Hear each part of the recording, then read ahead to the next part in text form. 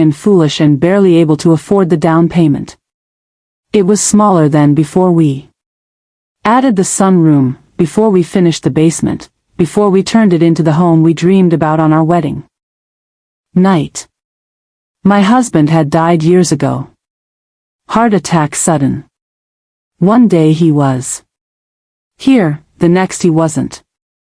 For months after, I'd walk through these rooms and expect to see him, expect to hear his voice calling me from the backyard or smell his coffee brewing in the morning. The grief had been unbearable. But I'd stayed.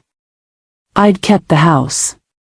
I'd paid off the mortgage with the life insurance money and my own savings. Every single payment had come from my hands, my work, my sacrifice. This wasn't just property. This was the place where I'd become a mother. Where I'd buried my face in a pillow and cried after miscarriages. Where I'd painted nurseries and stayed up all night with colicky babies.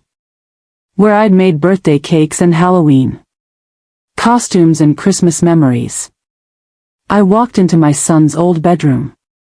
It was a guest room now, but if I closed my eyes, I could still see his posters on the walls, his trophies on the shelf.